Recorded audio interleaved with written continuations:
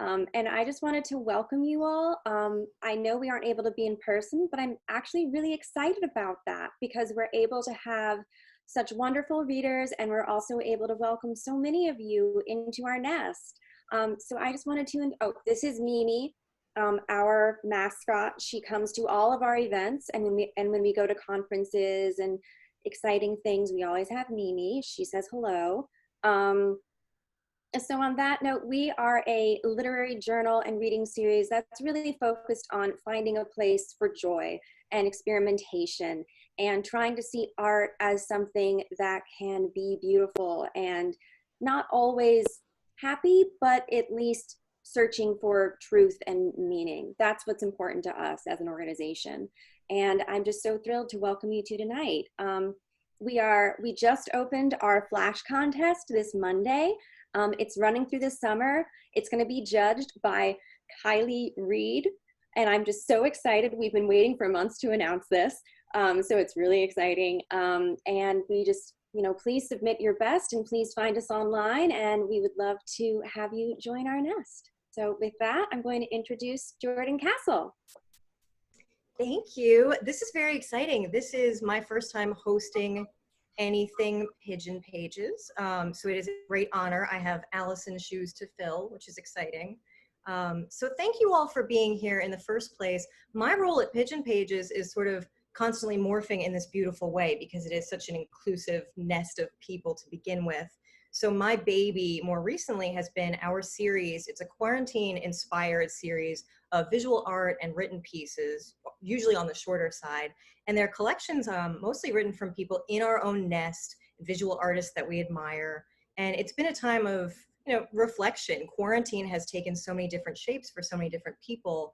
And so for us to be pulling off this first virtual reading means so much to do that in tandem with the written series. So I appreciate everyone being here. I'm really excited for these writers in particular. And please do buy their books. I know there will be links in the chat. So to start us off, we have Chelsea Bieker.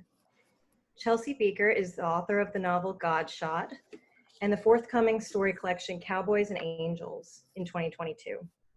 Her writing has been published by the Paris Review, Granta, The Cut, McSweeney's, Lit Hub, Electric Literature, and others. She is the recipient of a Rona Jaffe Writers Award and a MacDowell Colony Fellowship. Originally from California's Central Valley, she now lives in Portland, Oregon. Thank you. Here's Chelsea. Hi, everyone. Hi, Jordan. Thank you so much, Allison, for asking me to read tonight. I'm so excited to be here with Megan and Sasha. Such an honor. I just love Pigeon Pages, and I just want to shout out Allison's forthcoming memoir, which is amazing. It's just beautiful, and she's recording it right now in her closet, which should deserve some kind of award, I think. So thank you, Allison, for putting this together, and McNally Jackson. So I'm just going to read a brief section. It's actually a part I haven't read before, kind of in the middle of the book. So I'll just start. Chapter 12. Why did women have to suffer so? Why was the bringing forth of another human such painstaking work? I had only just found out about my condition, but inside I was stripped bare and replaced. I was already someone who understood I was no longer myself, but a vessel in service to another. I would never again know a breath that was only mine. There was sadness in that, a feeling of dread. Perhaps this feeling came with all pregnancies, no matter how planned and wonderful, just a symptom of astonishment, the transformation occurring. I never expected it would feel so dark, this blessing. I dressed for church, mother's sundress, the breezy blue one she liked so well it was fraying at the neckline. She had found it at the Goodwill, pulled it from a pile like a treasure, called across the place to where I was elbows deep in a bin trying to find clothes for a naked doll, that the dress was linen. Linen, my mother explained on the drive home, was what rich people like to wear on vacation. Liz Claiborne, she squealed. I suppose she got these ideas from magazines, from her life before I was born. Of course the dress was perfect on her. Of course it was the color of her eyes. I wondered if she missed the dress, if she ever thought of coming to get it. The dress fit me nicely now, and I felt relieved that I would still look the same at a glance. Anyhow, most people never looked at anyone else with any clarity, one eye forever turned toward themselves. They wouldn't care to notice my face had filled out a little, my breast bigger, and the small protrusion of my stomach. After all, I hadn't noticed myself until I had reason to go looking. I pulled the linen tight against the paunch in the mirror. Now it curved outward, and I couldn't suck it back in flat. At school last year, our class almost had someone come from Fresno to talk to us about sex, someone who was rumored to bring condoms and strangle bananas with them, but enough gifts of the spirit parents raised a fuss. Instead, we had a 25-year-old woman in a pressed white frock give a speech about abstinence. The way her cheeks reddened when she peered out at all of us and said she was a virgin, cleared her throat, said it again, virgin. The gifts of the spirit parents lining the room like security broke into applause. It had made perfect sense to me then that since she was not married, she would be a virgin. But now her words seemed unlikely. How could she have made it 25 years without someone taking it from her? My eyes burned with tears, but none fell. Who was inside me? It could be anyone, I thought. My mind swam with ways out. I was only a body containing another body, but no one had seen the body within me yet. No one knew, so did it have to exist? I was scared. I didn't want to imagine it in there becoming. My mother had said being pregnant was like an alien takeover. She hated it. The way I had stretched and rolled inside her. She said she imagined snakes fighting in there, and that sometimes all she could do was sleep to keep herself from thinking too hard about it. The fact that soon someone would need her. She said the thought of a baby repulsed her, all the crying in the night, all the foolish wanting. But was being needed a bad thing? My disease of loneliness wondered if a baby might be just the cure. For I could not yet fathom all this baby would mean or do to me, but one thing was now certain. I was no longer alone and never would be again. I straightened my shoulders. I tilted my chin up. In the wake of my own mother leaving, I had transformed into a mother myself, a bizarre trick. Would I be able to mother myself now? Would I no longer need her if I was her? I'll stop there. Thank you.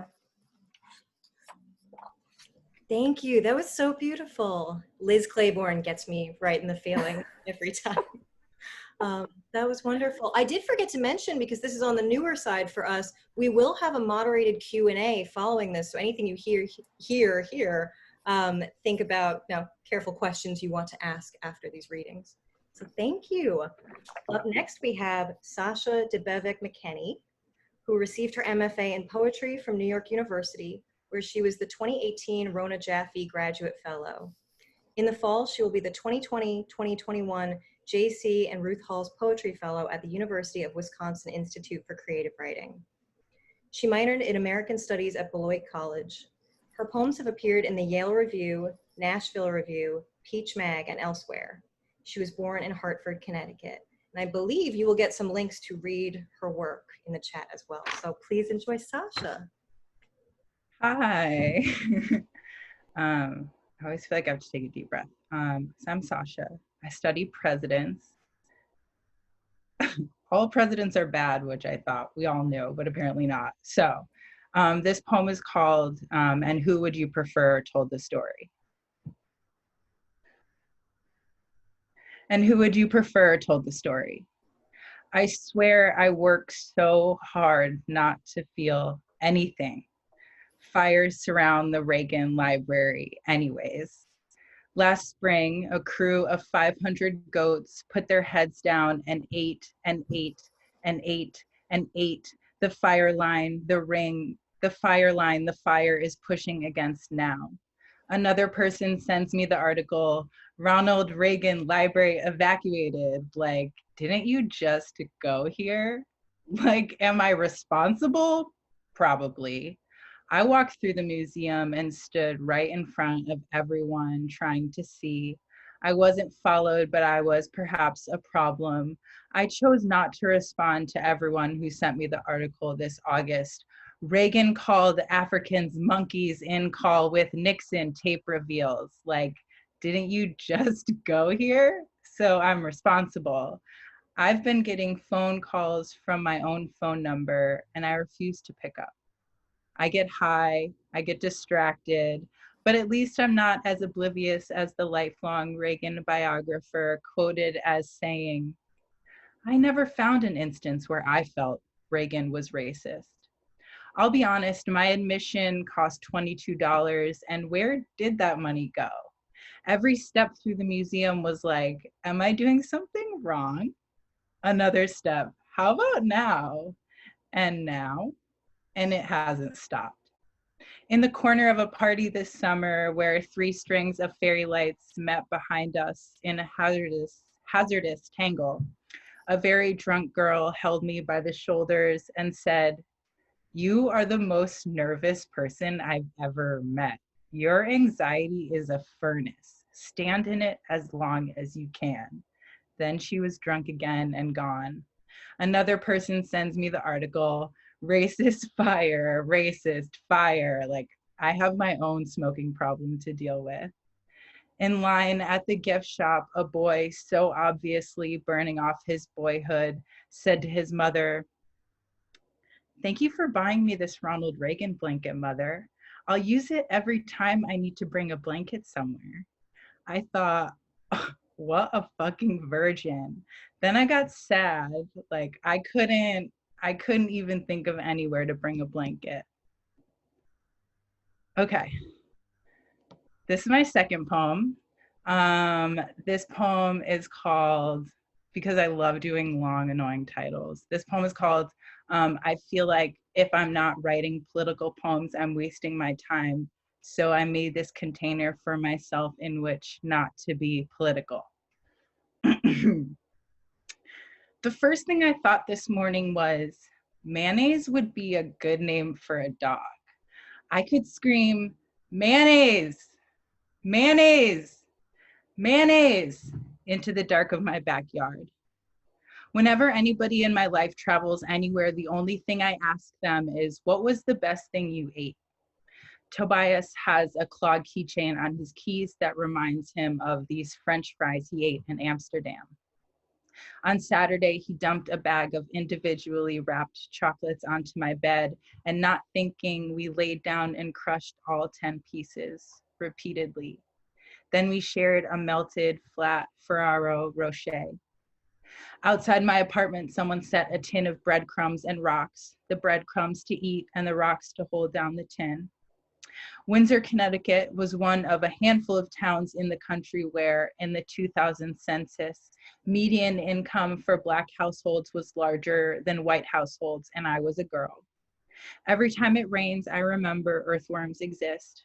I used to cut them in half with a plastic shovel in the Montessori sandbox. I broke my arm skipping monkey bars at that playground, and I was never a girl who shared.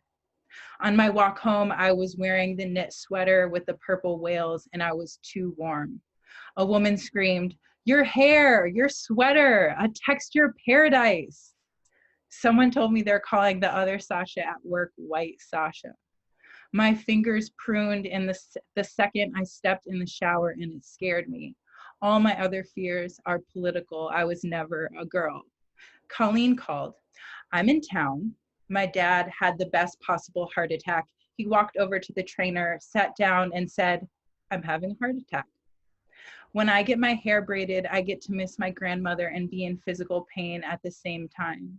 The men working at the barber shop turned up the light so I could read while I waited for her. My sister is visiting on Tuesday because she has Lincoln's birthday off. She asked me, did he even do anything other than get shot? And I was so proud of myself, I said, not really. Okay, that's my second poem. This is my last poem, and I just want to say thank you to everyone for setting this up and for everyone for coming. And yeah, and everyone, yeah, okay.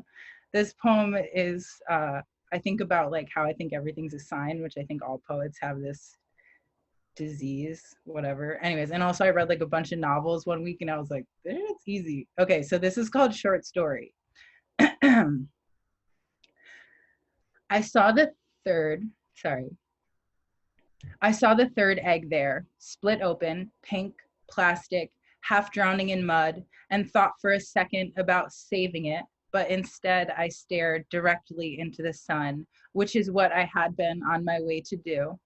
Moving slightly off the dirt road behind the Historical Society where I run, where I do the same stretches, left side, right side, the same 30 seconds of jumping jacks, then again and again across the little bridge, the same 2 miles out and back, cutting away from the Connecticut River and splitting some farmland in half.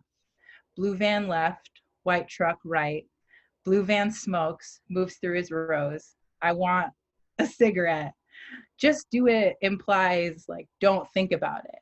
I hate being alone with my thoughts. The first egg I had seen on the day I decided I was a detective, a first-person female detective in the first 2 chapters of her gritty detective novel, running from something, ignoring messages on her phone, huffing at her own pace toward an abandoned shooting range, as I was doing exactly at the moment I saw the first egg smashed into my path. I don't like to stop running because it is so hard to start again, so I did not stop. But I did notice how blue the egg was and hoped maybe I could match its blue to a blue I had seen before or a blue I would see in the future. And I heard the birds above me screaming something that sounded like sneaker, sneaker, sneaker, which I haven't heard since. I was suspicious the first egg was fake until I saw the second egg against the pavement where I park my car, much more obviously a yolk and a white, the shell broken only into 2 pieces this time, left right behind my back left tire, the exact same blue. And you can't ignore 2 blue eggs, and especially having prepared yourself as a detective to come across a body or 2, you start paying attention. I stop wearing my headphones and I notice the wildflowers. I am never struck by flowers, but today, on the run back, there were white ones and purple ones along my dirt road, and then a color in between, like a color so in between, it was obvious the 2 colors had mixed here and only here, and might never mix exactly like this again. I can't describe flowers. I don't know what the eggs meant. I said thank you to them out loud and on my own for letting me see them there on my dirt road, my purple, and that's when I saw the third egg, a definite fake. When I used to take medication and had good weeks, I had weeks where birds would get so close to me. One might, for instance, come to the diner door as I swept crumbs into the street and hop onto my shoulder to whisper thank you before going to peck at the ground. Tonight, remembering the birds from earlier, clearly trying to send me a sign, I went online. I bought a new pair of sneakers, a present. Yay, that's it. Thank you so much. Thank you. That was phenomenal. And I swear every time you said mayonnaise, I could feel the idea of my dog tensing up. Like there's a dog here named Mayonnaise and we have to find mayonnaise. So but thank you. Fantastic. I don't want this to end, but if it has to end, at least it does end with Megan Giddings and this beautiful debut book right here, Lakewood. So Megan Giddings' debut novel, Lakewood, was published in March 2020. She's the fiction editor of The Offing and a features editor at The Rumpus. More about her can be found at megangiddings.com. Thank you, Megan. Thanks, Jordan. Hi, everybody. So this is my first book, Lakewood. And I'm going to read, trying to think of anything you need to know. All you need to know is the main character is broke, so broke, medical broke, life broke, college broke, and she's trying to find a job now to take care of her family. And she is getting interviewed right now for a very promising opportunity. So here we go. The first session was with a blonde woman who introduced herself as Dr. Lisa. She was the type of tall, muscular woman who, despite probably being close to 50, people probably still came up to her and asked if she played volleyball or basketball. She just looked that way. They started the session by going into the small garden behind her office and walking together as the day slowly warmed, frost melting on the grass. How often do you read the news, Dr. Lisa asked. Not much. Between school and work and family, I always feel behind. Although, I guess maybe that's a good thing right now. Still, how much do you think the news you read influences the ways you see the world? A small burst of cloud puffed out of Dr. Lisa's mouth with each word. Embarrassed, Lena's voice cracked as she said she didn't think she could truly answer that question. She looked at the daffodils, so bright compared to anything inside the doctor's office. The sunlight made her hair look more white than blonde. Do you believe in a higher power? I want to. The wind gusted, pushed the daffodils around, trailed its fingers through the grass and tree branches. What are your views on how America treats women? Can you repeat the question? What, Dr. Lisa said very slowly, are your views on how America treats women? I don't think that's a fair question. Dr. Lisa stopped walking. For the first time, her eyes were directly on Lena's face, not on her clipboard or on a bird's progress. Tell me why. It forces me to make an assessment about all women. I'm 1,000% sure there are plenty of white women who think America is great to them. But America is only routinely good to women, especially Black women, when it wants something from them. How is that different from men? Some birds bickered on a tree branch, then flew off into the bright blue sky. I think men can be absolutely useless, and a lot of people will find a way to say something nice about them, especially white men. But woman, she has to be something. If she's not, hot or the right amount of smart or good at something like cooking, people don't see her. And if she's too much of something, then a lot of people hate her. Isn't that a little cynical, demoralizing? Lena shrugged. The tip of her nose felt cold as if it would start running soon. Sometimes, but most of the time, because it's the way things are, I don't think about it consciously. I just deal with it. I think I understand what you're saying, Dr. Lisa said, her voice slow and thoughtful. She scribbled something. Lena brought her hands up to her mouth and blew on them, clapped a few times. I think you're ready. Let's go inside. Once Lena was settled into a large wing chair across from Dr. Lisa's desk, the next question came. How comfortable are you when people of other races attempt to talk to you about racism? Lena raised her eyebrows. That's a good enough answer. How much do you care about other people's opinions? Lena crossed her ankles. She explained that if it was her family or her best friend, she cared a lot. But she didn't have the bandwidth to care too much about what other people think. I'm already tired a lot of the time. Lena coughed. The small fountain on Dr. Lisa's desk burbled water. Its motor rattled. I lost my train of thought. Next, it was on to hypotheticals. Let's say there was a car with its brakes out heading toward a crowd of people. If it hit the crowd, it would kill maybe 5 people. You have the option to divert it, only killing the driver. What would you do? Lena paused. I guess if I had to, I'd kill the driver. A person is plotting an attack against other people at your school. You have the option to stop them, but the way you do it will result in their death. Can you do it? Why do you want to know if I could kill someone? I'm just getting to know you. Now, what if a person was standing in your living room at night, pointing a gun at you, or your mom? Dr. Lisa's white teeth looked freshly painted. They were so white. What if a man was sexually assaulting you? How far can you go? Out the window was a patch of Queen Anne's lace.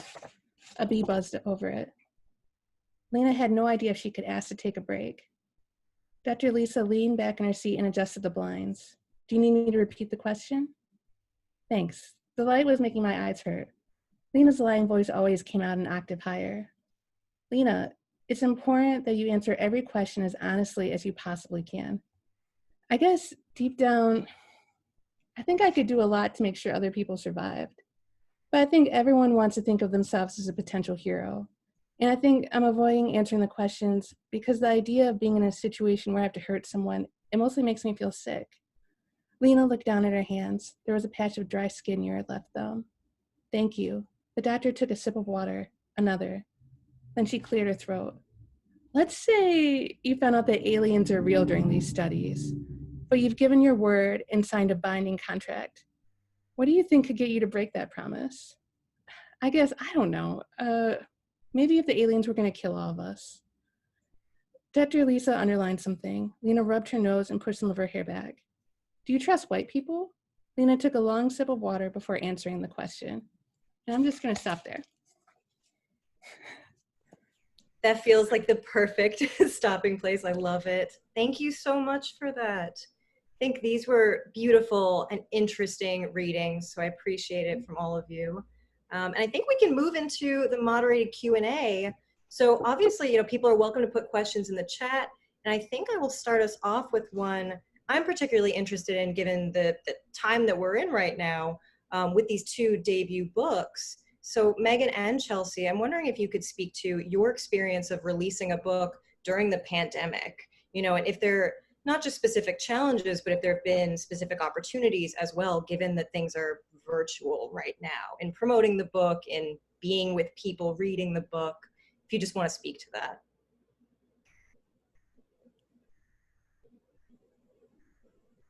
Megan, do you want to go first? Sure. Let's see what comes out of my mouth. I think it was a very strange time to release my book. My book came out on March 24th, and that was the exact night before my state started doing shelter in place. So it was kind of like this mixture of, like, I was also adjuncting, and it was like, all right, now I have to move all of my classes online. Now we have to reschedule anyone who wants to do parts of the book tour that had been lined up. And I guess speaking also of the times, one of the strangest things, and this isn't meant at you at all, we have like a previous relationship, me and Pigeon Pages, but it kind of feels very much like my book has just been re-released because so many people want to prove that they're not racist and want to read Black books all of a sudden. I am getting a lot of more requests for publicity and asked to do things than I was before this. And it's kind of like this mixture now of both. I'm grateful that people want to read my work, but it's also still a little bit like, I've been here. Thanks. So it's kind of a very complicated time for me because I wish that Black people didn't have to die for people to give a shit about my book sometimes, which is very raw, but it's also just like the mixture of the times and how things have gone. Yeah, no, thank you for that. Honestly, thank you for that honesty. Chelsea, do you want to answer? Yeah, sure. I don't know how much I can really add to it. I mean, my book came out, I think, 1 week after Megan's, so kind of around that same time where it seemed like every day was a new news cycle, and it was like a new limitation, and things were being canceled kind of all at once, it felt like, but every day felt different. So it was like sort of this funny snowball where it took me some time to catch up to understanding that I wouldn't be doing any events, you know, like in person. At first it was like, maybe in June or maybe in May, it should be over by then. And you know, now somehow we're in mid-June. I don't know how, time is nothing. But, and you know, just, I think missing that experience that you work so long in isolation, really, by yourself, and the opportunity to meet readers and to have that engagement with people in real life was really exciting for me. So there is some grief around losing that opportunity, of course. But at this point, I feel like I've accepted it and moved on mentally, and have really been, you know, so grateful for opportunities like this where we can still connect. And that has felt, you know, that comes with, it's funny how as a parent, I'm home with my children 24 hours a day. So actually configuring the ability to be online and doing these is in a weird way harder than if I were to just drive away and like go to an event. it's like way harder because, you know, we're all in one place. So it's this interesting thing, but I don't know. It's just such a weird time. So I feel both grateful and also hoping that the future will bring us together in real life, because I think there is something really special about that still. So yeah, thank you both for really layered, great responses to that. I think, so we have a great question in the chat. You both write so wonderfully complicated women. Can you talk about the joys and the pressures of that?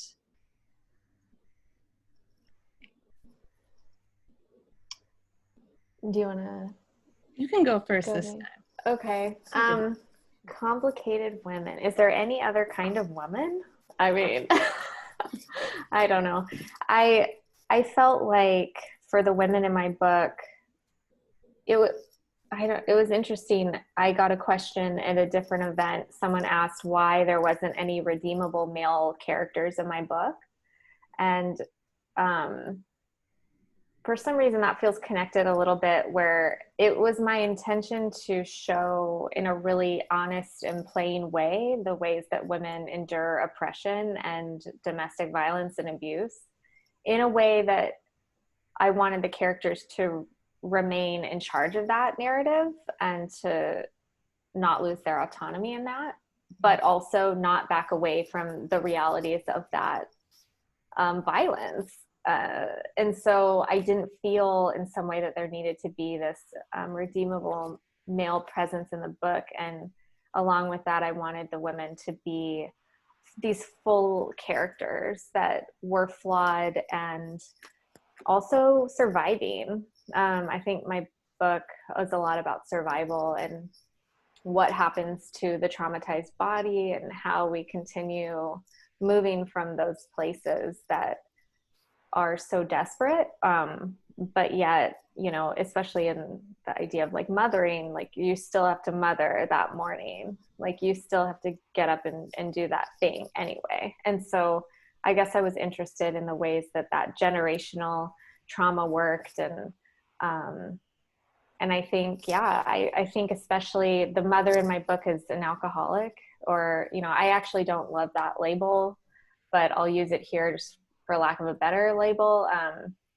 And I really wanted to paint that disease really fully, because I think so often it's a cliche in the ways that we read about it, or we just have these prescribed ideas about what an addict or an alcoholic looks like and behaves like. And I wanted to subvert that a little bit and show all of the nuance there, which I think there's so much. So and also just how women are affected by alcohol specifically was something I wanted to not shy away from. So hopefully that answered your question, but. Yeah, that's great.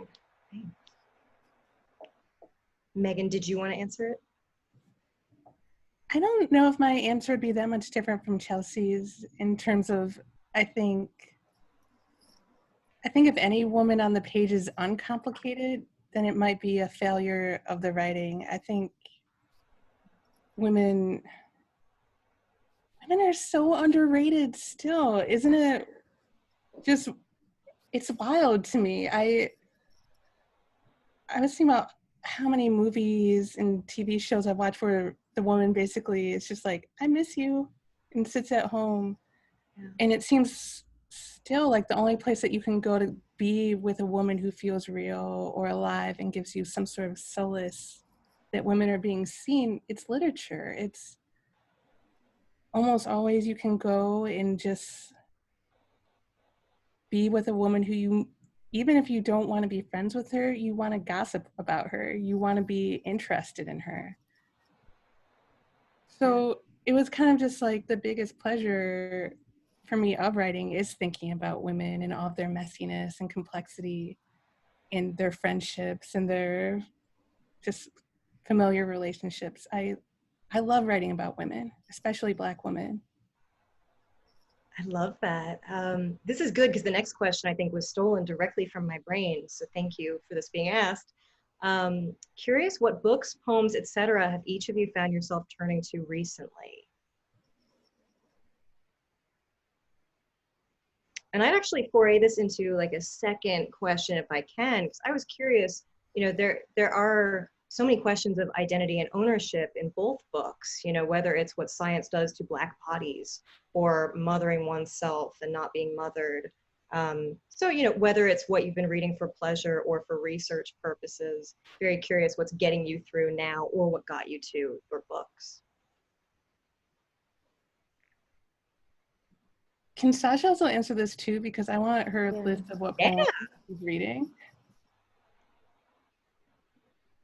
Me, what have I been reading? Yeah, what are you reading? What do I read? When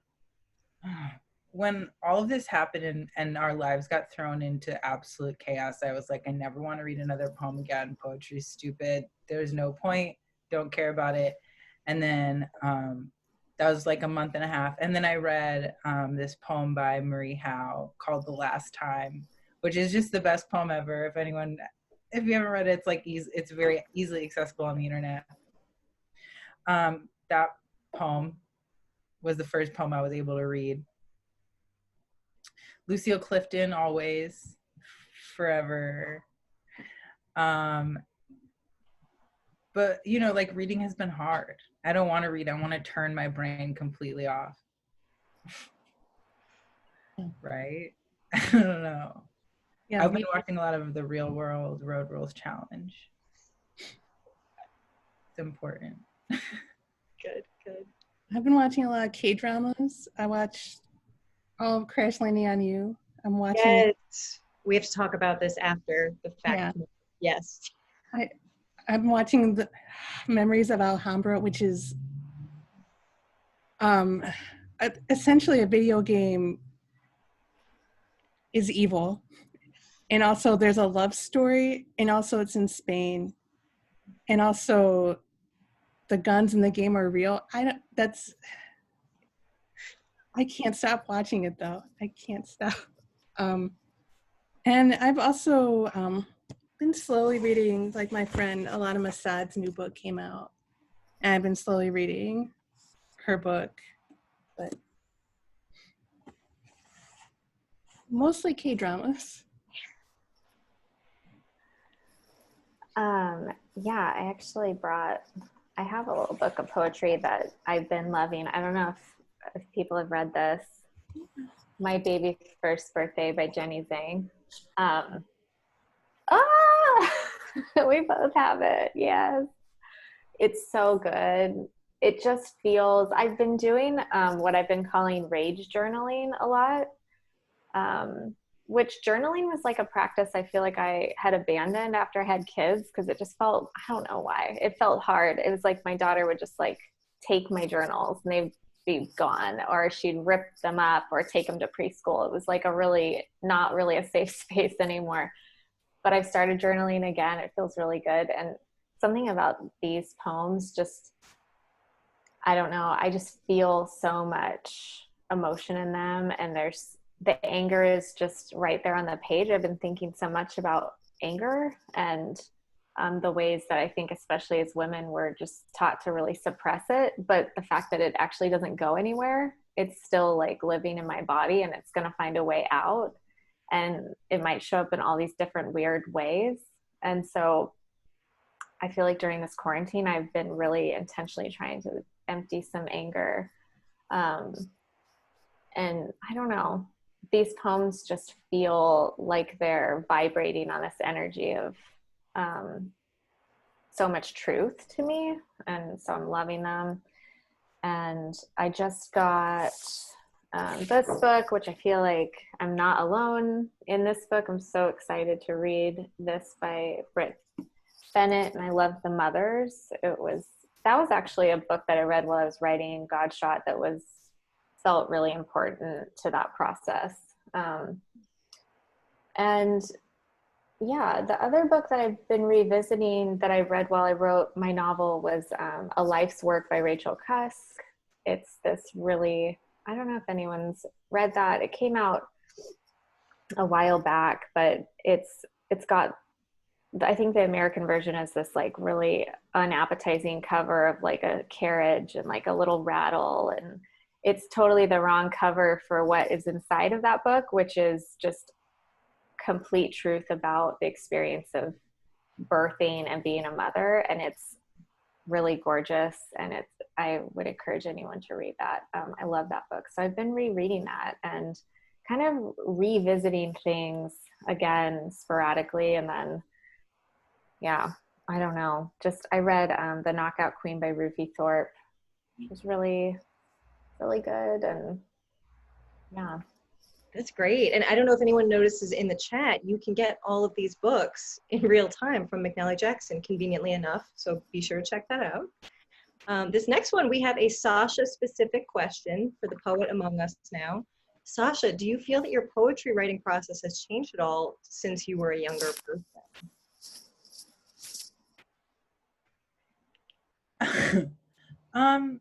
You know, I feel like it's about the intensity with which I've learned to feel and process my emotions in the time that I've been writing poetry. Sometimes I used to want, I think, what a lot of people want, which is to like hurt my audience and like make them like feel really sad. And I think it's just like growing up when you realize like it's not just good and bad, there's 1,000 shades in between, and you learn the complexity of your parents being human beings, etc., and the world starts to shift into place. But I'm still just like an obsessive weirdo, and I like get really into one thing. Like I read about con men for a week, and then all I thought about was con men, and then I wrote a poem about con men. Or I used to do that too. Or like I watched Babe, and I watched Babe 3 times, and then I wrote a poem about Babe, you know, like so it's really just about everything getting more complex, I think. That's great. Yeah, I think to that end, so this next question, you know, I like the simple writing nature of this. This person writes, I think a difficult challenge to writing is the danger of relying on contrivance. How do you meet this challenge, and how do you avoid cliches associated with pitfalls? I think here, my vision for this question, you know, if you are feeling unoriginal, maybe, you know, what are things you do or maybe read to shake up your own writing? And that's a good example, watching Babe repeatedly, maybe your way of doing this. Do you have any tips for us? I think in terms of like avoiding cliche in your work, I talk a lot about this with students because it's definitely, for me as a reader, when I'm really engaged with something, it's usually because it's highly specific and the details could not really exist in a more general plane. They're subverting the expected details that might go along with whatever image it is. And so I think also in revision, in general, I think it's important to just get that draft out. But then in revision, it's the work of going back and finding all those places where you're resting on a more familiar idea or familiar image and finding the specific truth in that image is a way that I think all the reading or all the writing that I love is, and the reason why you reach to like underline something is always because it's allowing you to see something as if for the first time, or as if, or it's so familiar, but it's said in a way that you've never thought about it before. So usually that comes with those surprising details. And yeah, and like, for example, I think about lips, like rosebud lips, or always like the floral images we tend to expect that come along with lips. I love if I see that maybe it's a floral image I didn't expect, or it's a different way of describing that. And I think that feels really interesting and fresh to me in writing. Yeah.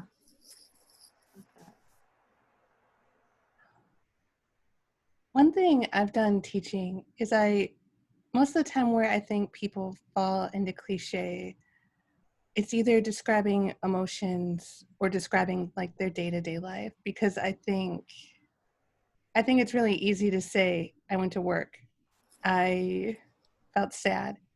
So sometimes I have students keep a journal of images, and the images are both images that they've noticed in other writing that they love, and so it forces them to keep reading. And then they're also supposed to write not about their emotions or their thoughts, but just write a detailed description of all the things that they saw in a day. And eventually you build up to a point where the students notice that their emotions are coming through already in what's being described on the page. They're already writing characters and mood and setting, but they don't realize how much that setting and objects can communicate in a story. And I think it's something that gets really skimmed over because we spend so much time saying, let's write character, let's teach plot. But there's something about a setting that can tell you so much about every single aspect of a story if it's written well. And I think a lot of people think of setting as just static. It's just, this is the room where it happened, when it can be everything. I think that's lovely. I guess so. I don't see more questions in the chat right now, but we are in our final minutes. So if you have a good question, get it in there. My final very important question is, if the world returns to some semblance of safety and going into a restaurant, you're going outside places, where are you going first? What do you want to eat? Who do you want to see? Could you tell us that? I mean, my niece, who's 9 months old, I'm probably not going to see her for like a year now. And so I think the first thing I'd probably want to do is actually like get to see her in person. It's so strange to be watching her grow up over just Zoom and video. Like, she can almost stand now. She's got 6 teeth. And it's so strange to like know her but not get to know her at all, or get to hold her or play with her that much, because I live states away and it's not safe to travel.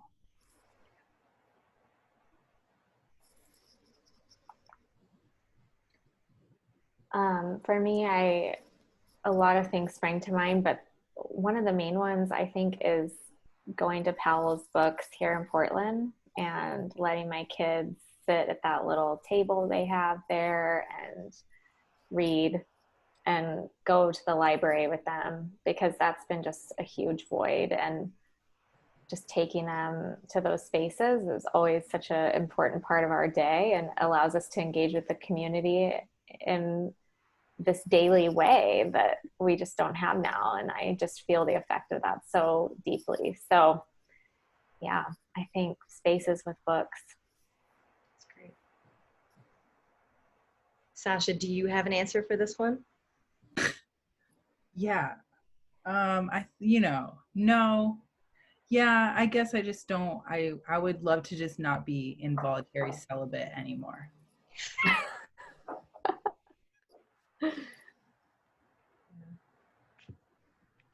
I mean, that might be the end of the Q&A. There's no better way I could think to end, really. If you have anything else.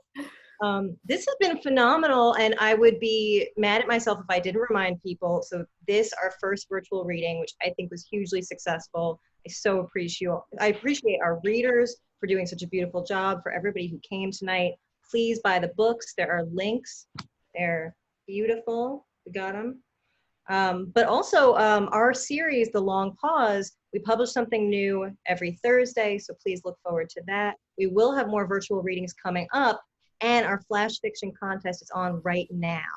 And Allison, please chime in if I forgot anything. The one thing I will add is that in addition to our forthcoming readings, we are also open 24/7 for your poetry, creative nonfiction, and fiction submissions, in addition to our flash contest this summer, which is of course flash fiction and flash nonfiction, any kind of flash prose you like. So yeah, thank you all so much, and thank you to McNally Jackson. Thank you, John. This was fantastic. Big success. Yeah, we'll do it again next month and the month after that for as long as we need to. And then we'll bring it back to Williamsburg just as soon as we safely can. But thank you very much to the readers and to everybody from Pigeon Pages and to everybody for tuning in. This was a lot of fun.